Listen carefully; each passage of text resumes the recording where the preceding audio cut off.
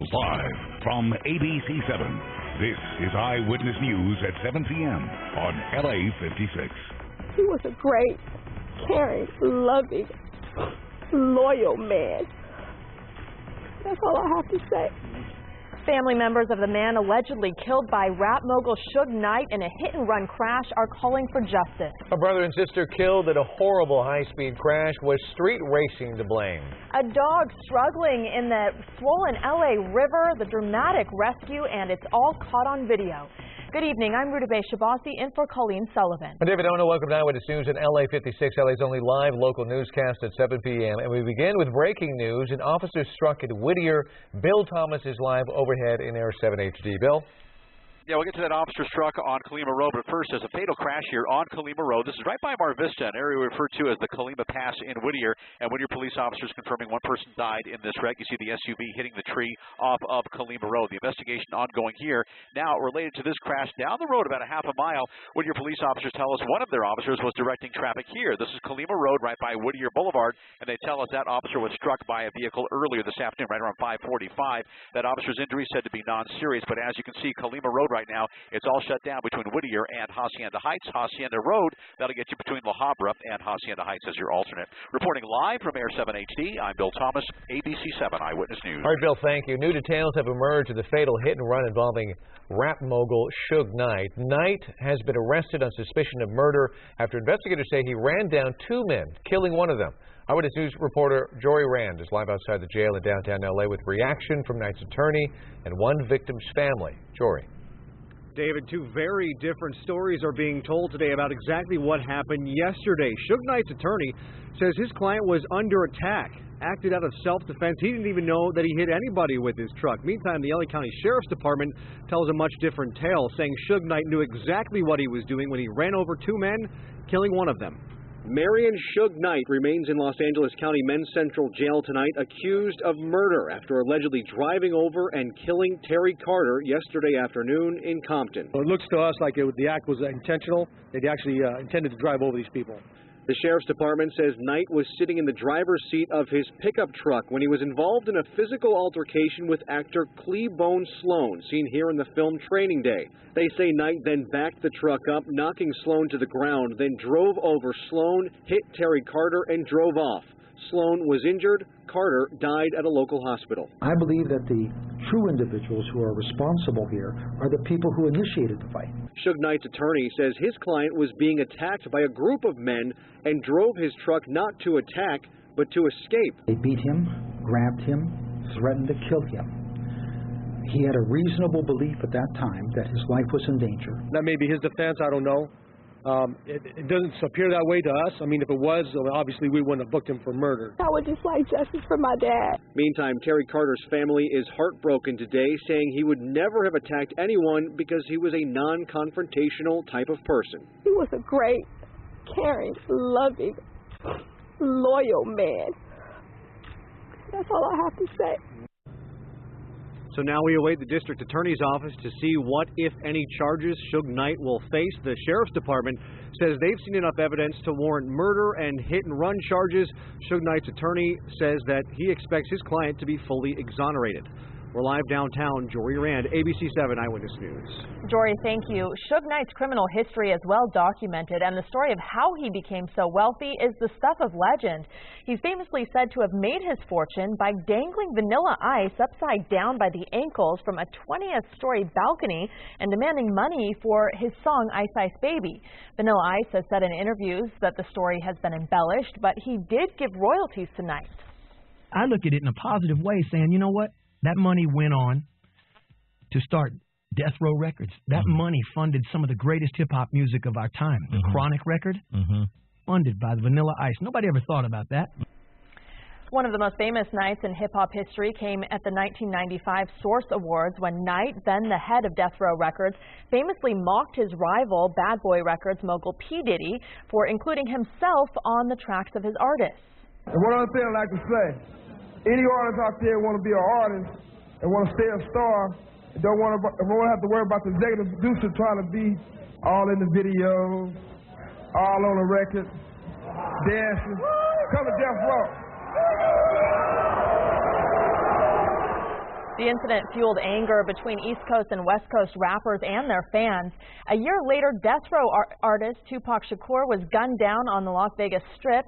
And then the following year, bad boy artist Notorious B.I.G. was murdered here in L.A. Both killings remain unsolved. Stay with Eyewitness News for any new developments on the arrest of Suge Knight. You can also stay connected on ABC7.com by following ABC7 on Facebook and Twitter and by downloading the free ABC7 app. Other news now, a sudden storm brought rain to parts of Southern California and set the stage for a dramatic rescue of a dog in the rain-swollen LA River. And Eyewitness News reporter Leanne Suter joins us live from Lincoln Heights with what we're learning about that dog. Leanne. David, the one thing we know for sure tonight is that sweet little dog is lucky to be alive tonight after being caught in that fast-moving water. Now the hunt is on for his owner. Rescued and ready to return home, this 7-year-old canine survived a wild ride in the rain-swollen LA River, but who he belongs to remains a mystery. It has a collar and a leash, but there's no identification, so we gave it over to the park rangers. They're going to take it to the shelter, see if they can identify with a microchip. Officials say there's no microchip and no tag, making it tough to find his owner. The dog was spotted in the LA River near the studios in Burbank around 4 p.m. today. Look closely and you can see him swimming in the middle of the screen. The LA City Fire Department launched a swiftwater rescue, lowering a firefighter from a helicopter to grab the canine in the fast-moving water. Once secure, he was taken ashore, cold, wet, and clearly shaken by his ordeal. Shaking, a little scared, but he was alive nonetheless. Yeah, a lot of people were cheering. It was something to see. Officials say the canine appears to be a Corgi Chihuahua mix. He was given IV fluids after being taken to the North Central Animal Shelter. Given the fact he had on a collar and a leash, rescuers say they're certain he belongs to someone. But who is the big question? And that's what officials are trying to find out, now that they say the lucky dog appears to be in good condition despite his frightening ordeal. He will be checked out, though, tonight at an Eagle Rock pet clinic, where he will now be spending the night. Live in Lincoln Heights, Leanne Suter, ABC7 Eyewitness News. Leanne, thank you. And we got some lightning out of this storm. Eyewitness News viewer Kelly House sent us this video of 2 big strikes back to back. Thanks for that, Kelly. We slow-moed this video some so you can get a really good look at it.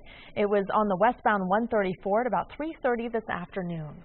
Well, let's talk about that weather. Is there anything still out there, and are we going to be hit with anything in the future? Here's Jonathan Novak. That's a good question. Well, David, that storm that we had a little bit earlier was the main focus today in terms of the radar. It actually brought some brief but heavy downpours from basically right around the Glendale area down south toward Long Beach. You see it right there. That brings you back about 7 hours. Let me bring you to the current image, though, to show you that we're pretty much seeing just some light spotty activity now. And this is going to be the case for tonight into tomorrow morning. Just an isolated shower here and there. We've got a little bit of light rain potentially reaching the ground here around Temecula and over toward Sun City. Let's head up to the north here around Lancaster. Looks like the Antelope Valley. Maybe a spotty shower tonight. The chance is about 20%. Maybe a flurry around Wrightwood. And that's about it for tonight. We're going to actually start changing our focus over to winds and temperatures for the weekend. Just to give you an idea, though, for today, some of that heavier rainfall that came down was very brief, and it only gave us maybe about 1/4 of an inch around Burbank. That's what the total was in Burbank, but in that general area, about 1/4 of an inch, 0.2 in Culver City. And those were the top end of the rainfall totals today. As this low moves out of the area that's brought us to shower activity today, things turn dry, but they turn windy and warm. I will tell you about that coming up in that 70 forecast in a few minutes. All right. Thanks, Jonathan. Yep. A telephone bomb threat clears South Hills High School in West Covina. According to police, several threats came into South Hills High School just before noon. The high school and nearby Mesa Elementary School were placed on lockdown. Students were evacuated to a nearby elementary school as the bomb squad searched the campus. Nothing suspicious was found and no one was injured. Meantime, South Hills High School has been the spotlight recently because 6 employees there are on administrative leave. 3 of them accused of sleeping with students. Students at Banning High School in Wilmington are in mourning today after 2 fellow students, a brother and sister, were killed in a horrible high-speed crash. Grief counselors were on hand at the school today. Meanwhile, police are looking for another driver in a pickup truck.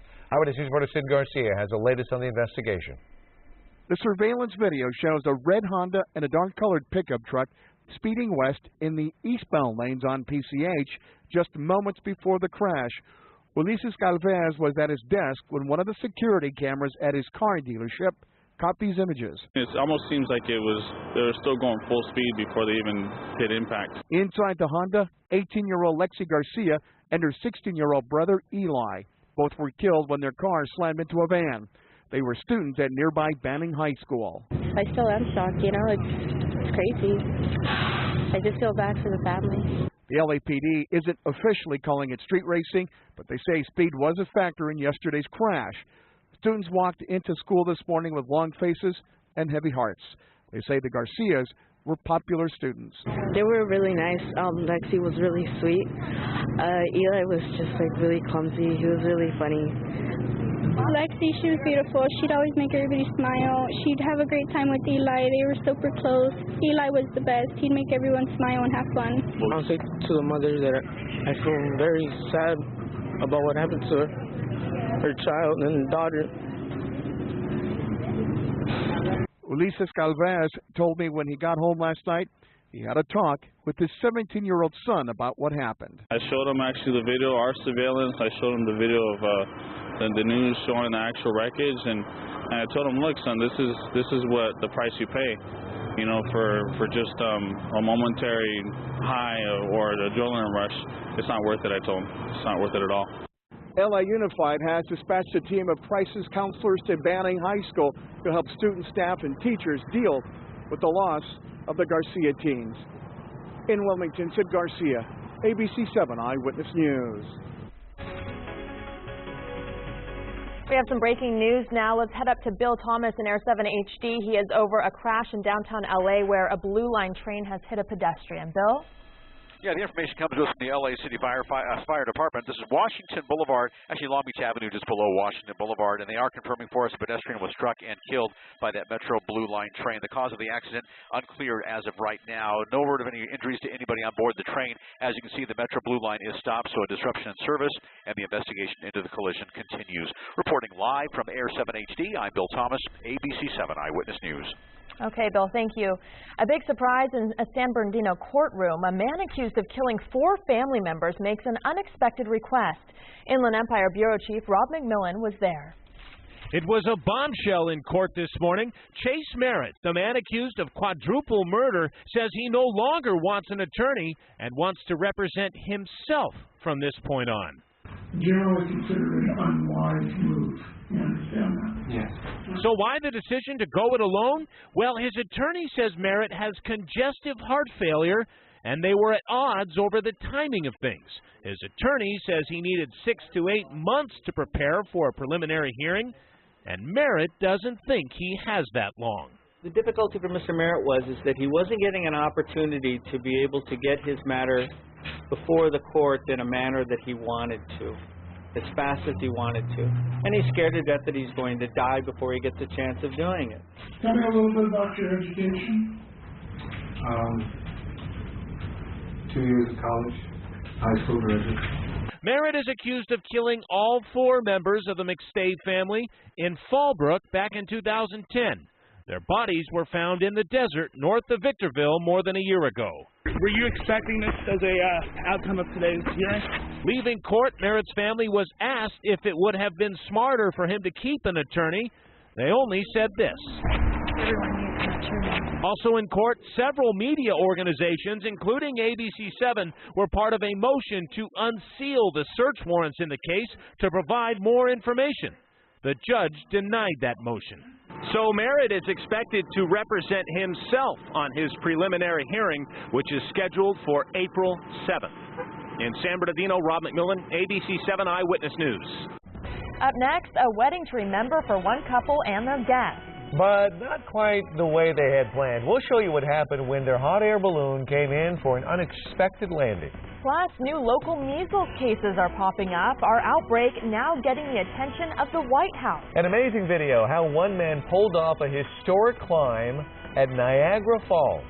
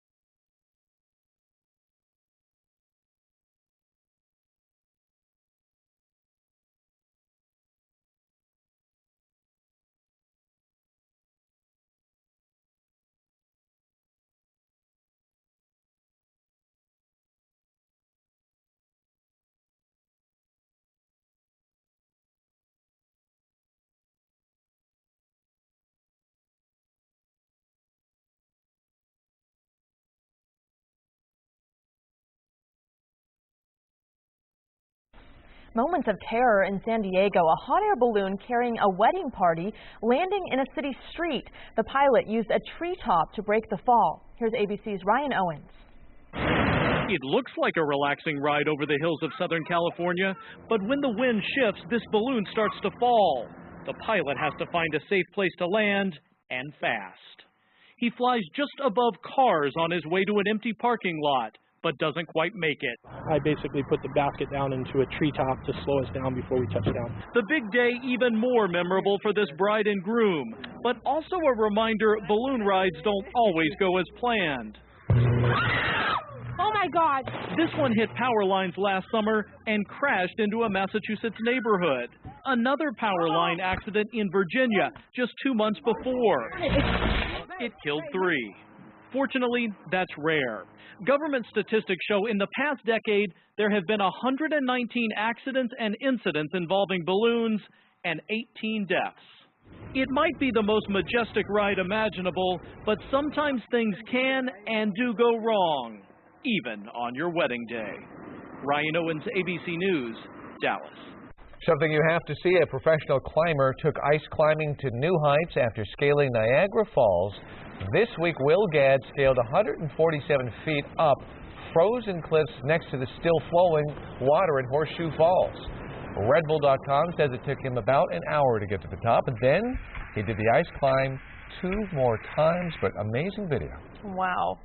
Well, we finally got some rain that we've been asking for. Let's get a check on weather now with meteorologist Jonathan Novak. I've been asking for a lot more. We got some, but I'm asking for more than this. But yeah, we did get something. I mean, we gotta take. Well, I hate saying that. We gotta take what we can get. This is a storm that rolled through a little bit earlier on. It's right here that moved from basically the Glendale, Pasadena area south, right there through LA and down toward Long Beach. It fizzled out, but brought about a brief downfall of a 1/4 inch or so up in certain portions of the valley. Now, let's see what's happening now on the Live Mega Doppler 7000 HD, and not much. So we're seeing some spotty activity. This is very light rain around Temecula, and it's probably going to accumulate, if any, maybe about 1/100 of an inch, 2/100 of an inch. We're seeing that same around Wrightwood, maybe a little bit of a flurry there and around Big Bear Lake, and around the Antelope Valley, Lancaster. You've seen a little bit of a sprinkle here and there, just either right there or just east of your area. Tonight, I think we'll keep that chance in there. 20% for tonight into the morning time. You know the storm I just mentioned? We actually tracked it right here on those time lapses. So you can see it here in 3 different time lapses as it moved from north to south. As you go from LAX, look at that ominous cloud formation there, and then down toward, or I should say this is actually toward Malibu. So we're tracking that storm then down toward Laguna Beach, where it finally fizzled out there. You can see on the left side of your screen. So that's a cool shot, and that was the end of it, basically, and that brought a little bit of a problem in terms of some slick roads, but that was about it. And again, rainfall totals overall were very light with anything today, mostly about 3/100, 4/100 of an inch around the area. So let's see what's happening in terms of what's going to be expected. More temperatures like we saw today. It was 70. Temperatures again above average. The culprit is this area of low pressure to our southeast that's going to be pulling away. And while it does that, we're actually going to be seeing high pressure build in off into our west. And in between, we see those winds come down out of the north and northeast. And that, as we go through Saturday and Sunday, that wind is going to be a Santa Ana wind. And it's going to bring the temperatures up, and it's going to bring the winds up as well. Until then, for tonight, maybe still a sprinkle here and there, right around maybe Wrightwood to Big Bear, a flurry or so, and then Palmdale, you might see a sprinkle in the morning time. Otherwise, we're going to keep it dry for everybody else, and temperatures like this as you head into tomorrow afternoon. Look at that, 72 Los Angeles, we're on the warm-up, 71 Simi Valley, and 71 Northridge, 64 in Palmdale, and 41 Big Bear, mild. 70 forecast, LA Metro and Orange County, powered up by AccuWeather tonight. 72 tomorrow, 75 Sunday, breezy, beautiful week, and into the week with temperatures hanging out in the lower to mid-70s. Valleys, IE, a breezy, beautiful weekend. Temperatures, again, in the lower to mid-70s for you. Beach, fantastic. 60s into the 70s by Sunday, 72. Plenty of sun to go around. The mountains, maybe a flurry in the morning time, over 7,000 feet. Temperatures climbing into the 50s from Sunday on, and it will be breezy for you on Sunday. Only about 35, 40-mile-an-hour gusts. Same for the gusts in the high desert on Sunday. You also might catch a sprinkle in the morning time. Otherwise, temperatures are hanging out in the 60s the whole 7-day forecast. More weather in a few minutes. Back to you guys. Okay, thanks, Jonathan. You're welcome. The California measles outbreak is getting the attention of the White House. The concern is growing among health experts across the state, and officials say the outbreak is at a critical point. Phones are ringing off the hook at this Central Valley medical office a day after a measles case was confirmed in Fresno County. The health department announced an infected man visited a maternity ward, a grocery store, and a mall, and likely exposed other people in the process. They're asking for their immunization records, asking if they've been immunized, if their children have. If they have, do they need a titer to be checked? So far, more than 80 cases of measles spread across a dozen states have been reported. Experts believe the outbreak began last month after an unvaccinated family was infected at Disneyland. Today, health officials revealed that more than 40 people at Little Explorers Preschool Academy in Simi Valley have been exposed after a child who visited Disneyland was diagnosed earlier this week, one of 8 Ventura County cases so far. Now, one local doctor is telling parents not to even bother bringing their children in if they aren't immunized. I have no regrets. I am positive that I will lose some patients, but I hope that those patients leave knowing that I'm trying to do the best thing for other kids and that they don't feel abandoned, they don't feel insulted. I have nothing against those patients. I just can't allow those patients to jeopardize the large majority of patients I see. And there's concern at this weekend's Super Bowl. An Arizona woman who contracted the disease may have exposed nearly 200 children when she visited a clinic in the Phoenix area. 1,000 adults are now being monitored. The risk is really very, very small. And if you're vaccinated, your risk is really non-existent. The Center for Disease Control and Prevention says the measles, mumps, rubella vaccine is 97% effective in preventing measles. The White House telling parents that science indicates they should vaccinate their children. Well, up next, how our local law enforcement is helping keep the peace in Arizona this Super Bowl weekend. Plus, scandal at an annual Super Bowl wing eating competition where one cheating eater was hiding his fowl. Ooh. And is Mitt Romney in or out in 2016? His big announcement straight ahead.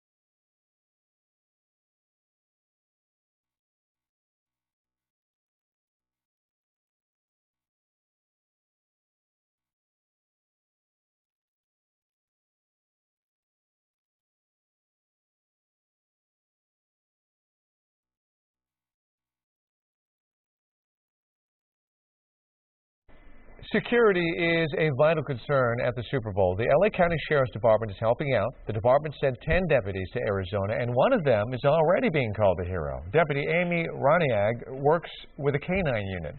She saved a woman's life yesterday. The woman had a piece of candy stuck in her throat. The deputy performed the Heimlich maneuver and saved her. Her canine partner is named Stax after a 9/11 victim. Very cool. Well, some controversy at the annual Wing Bowl in Philadelphia this year. Here's what happened.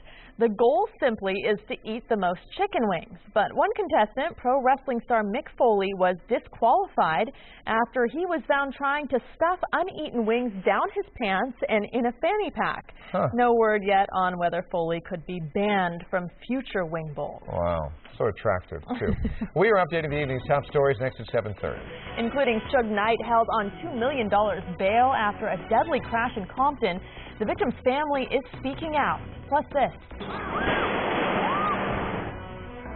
They are images that are dramatic, disturbing, and difficult to watch, but they could save your life. An active shooter in your school, mall, or workplace. What do? We'll show you how to survive.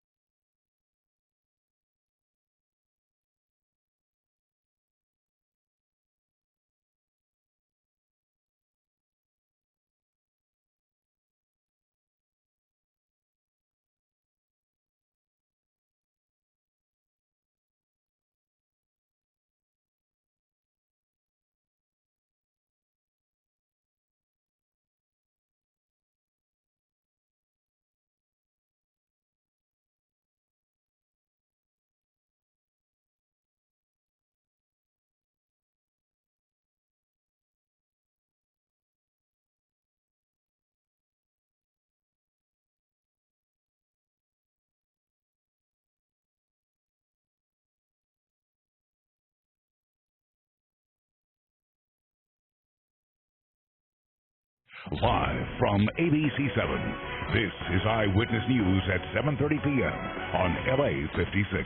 Top story at 7:30. Rap mogul Suge Knight has been arrested on suspicion of murder, accused of running over two men with a truck, leaving one dead. I'm David Ono. And I'm Rutabaga Shabazi in for Colleen Sullivan. This is Eyewitness News on LA56, LA's only live local newscast at 7 p.m. Authorities say Suge Knight argued and traded punches with a man before allegedly running him over and fatally striking his friend in Compton yesterday. Knight's attorney says the crash was an accident and that his client feared for his life. You're being grabbed and beaten and you're at the steering wheel. It's not so easy driving a vehicle as you're trying to escape. It looks to us like the act was intentional. They actually intended to drive over these people. Prior to the hit and run, investigators say Knight was visiting the set of Straight Outta Compton, a biopic about the rap group NWA. Investigators say a disagreement on the set somehow spilled out into a restaurant parking lot. Knight's bail has been set at $2 million.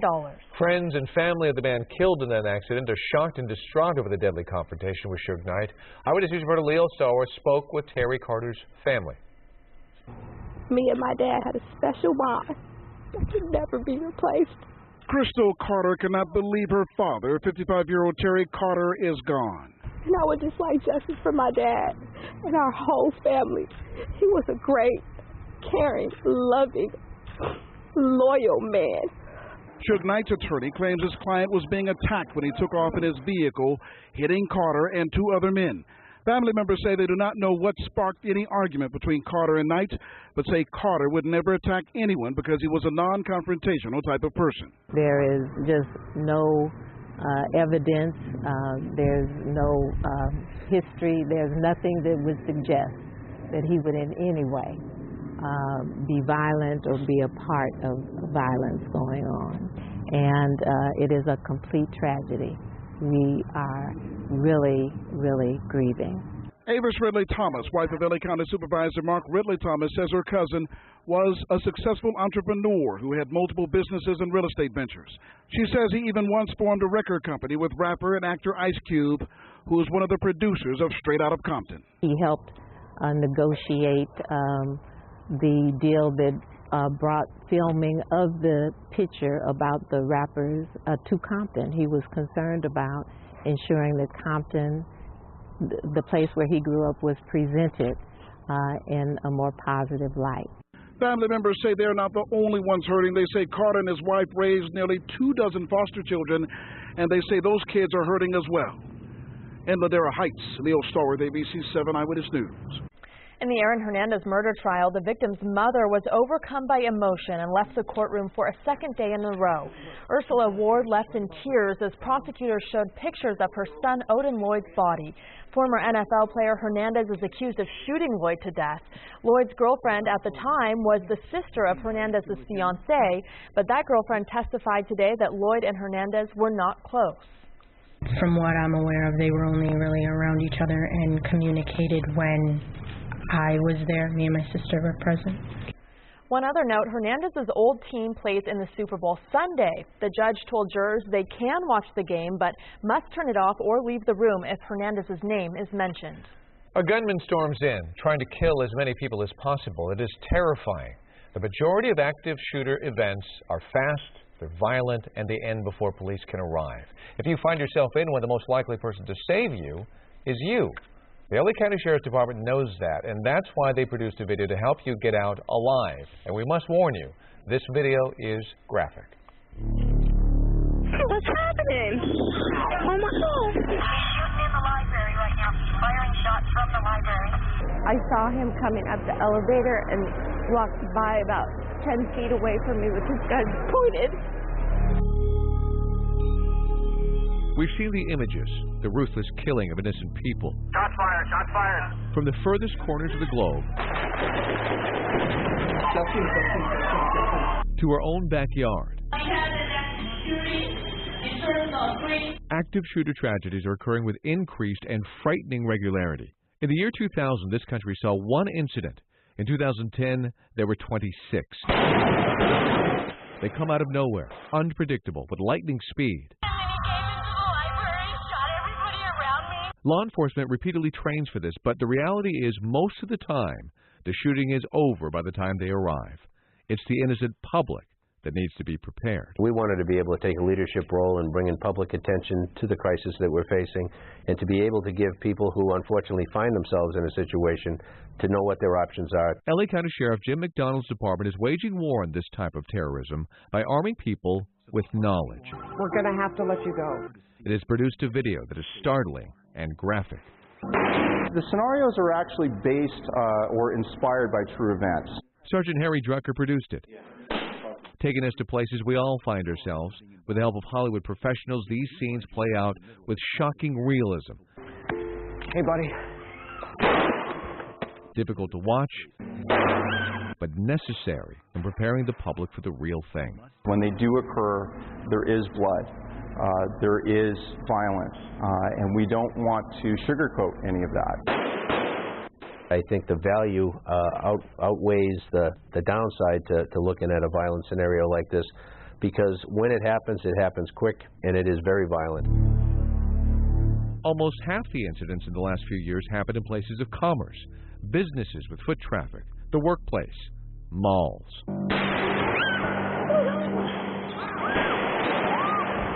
Listen to what you need to do to save yourself. Get out. If you stay calm and think clearly, even in the middle of a life and death event, you improve your chances of making it out. Visualize your movements in advance. What are we going to do? Look at me. I can get us out. Stay behind me. Use cover, something that will stop a bullet, and concealment, something that at least keeps you out of sight. Use any available means to get out, including emergency exits or windows. Most restaurants and retail locations will also have exits in the back, through kitchens or stock rooms. Whatever you train to is what you'll do in a crisis. Similarly, in the community that we serve, we want people to be able to have thought about it so that muscle memory takes them away from the threat should something happen. Everybody stay calm. Remember how we train. Drywall won't stop a bullet, but there are steps to take to stay safe. Lock or barricade the doors. Turn off the lights. Move away from any windows. The other door doesn't lock. Move desks or anything, just block it. Silence any cell phones and remain quiet. Do not alert the shooter to your presence. Can I escape, first of all? Can I hide and secrete myself so I don't become a victim? Or in worst case scenario, if I have to, can I fight? You may have to defend yourself as a last resort. Almost anything can be turned into an improvised weapon. Look for something that can disrupt the shooter's ability to see, breathe, or control their weapon.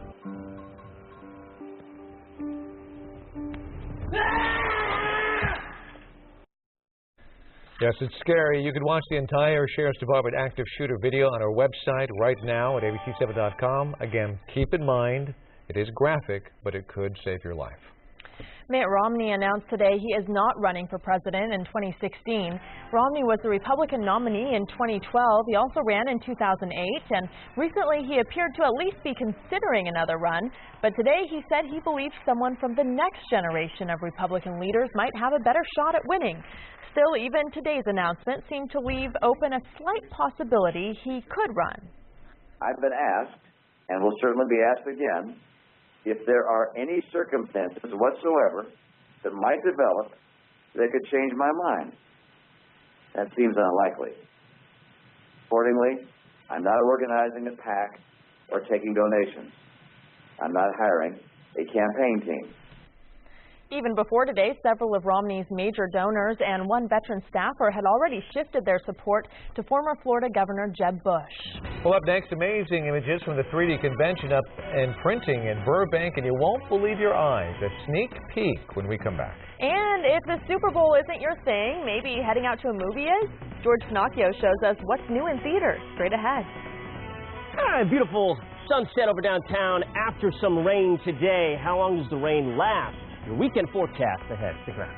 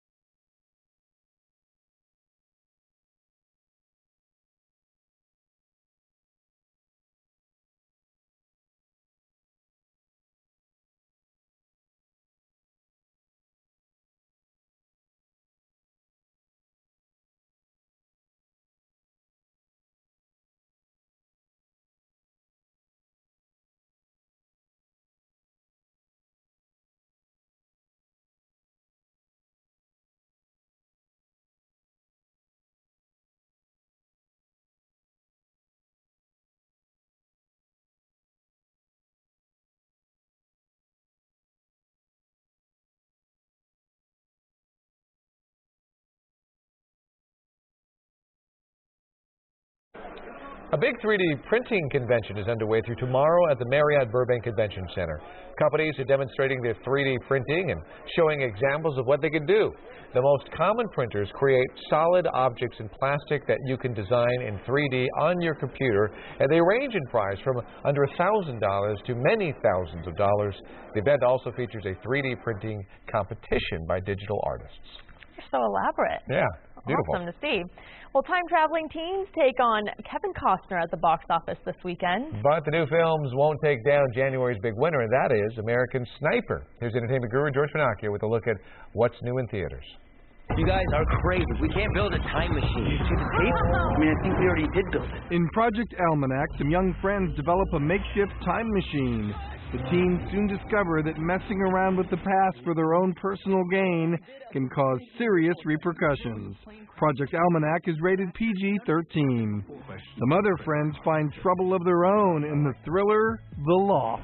Accepting a key to the loft means you accept the rules to the loft. Tell nobody. The guys keep an upscale apartment as a party pad and a place to discreetly meet their respective mistresses. When the body of a woman is found there, they begin to suspect one another of murder. James Marsden, Carl Urban, Wentworth Miller, and Eric Stonestreet co-star in this R-rated mystery. Stonestreet's Modern Family co-star Sofia Vergara also has a new movie in theaters. She heads to Vegas to star opposite Jason Statham in Wild Card. You need to come with us. He plays a bodyguard with a gambling problem who helps a friend get revenge after she's been assaulted. But the guy who beat her up is the son of a powerful mob boss. We've seen the best and the worst of each other. I'm not afraid of you anymore. 20 years is a long time. The Backstreet Boys star in the rockumentary Show 'Em What You're Made Of. The film charts the highs and lows of the iconic boy band, as well as its 20th anniversary reunion, as the boys record a new album. I love you, Mama. Kevin Costner stars in Black or White as a man who becomes the solo guardian for his beloved granddaughter after his wife suddenly dies. The child gets caught in the middle after her paternal grandmother seeks custody. We need more love than just what our grandfather can give us. What she needs is stability, especially now since she's lost her grandmother. One of her grandmothers. Octavia Spencer and newcomer Jillian Estelle also star in this PG-13 rated drama. George Pinocchio, ABC7 Eyewitness News. Well, we've seen lightning, rain, and snow. What's ahead for the weekend? Jonathan Novak has the complete forecast up next. Coming up in sports, it is the annual press conference for the NFL. NFL Commissioner Roger Goodell sounds off about the NFL's possible return to Los Angeles.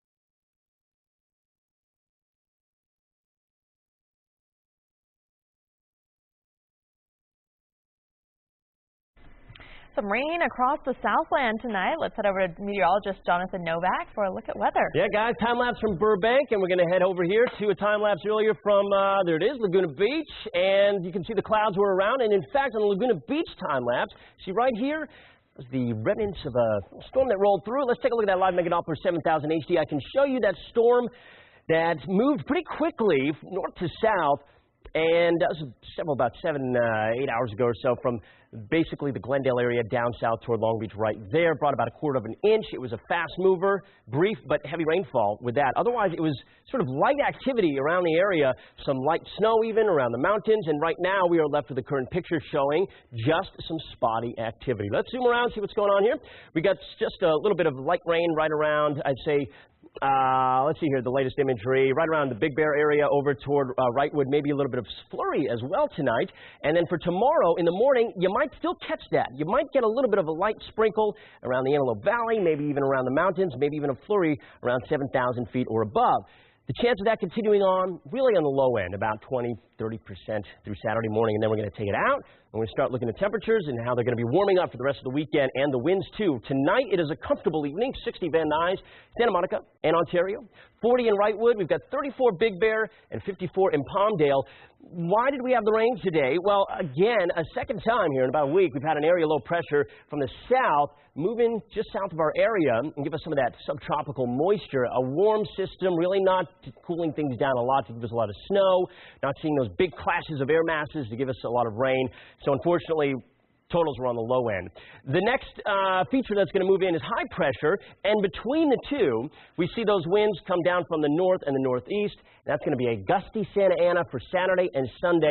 Not as breezy as last Santa Ana event that we had, but we'll see 35, 40-mile-an-hour winds. As far as the rain goes, again, I mentioned it's going to be moving out, but we can't rule out an isolated shower here around the mountains, maybe a little bit of a light snow around 7,000 feet or above going through Saturday morning. By Saturday, I'd say 10 a.m., that's pretty much out of the picture, and we start looking at temperatures like this for your Saturday afternoon. 72 in Los Angeles, 69 in Inglewood, 67 Redondo Beach, and we'll go with about 59 Apple Valley, 70 Irvine and Mission Viejo.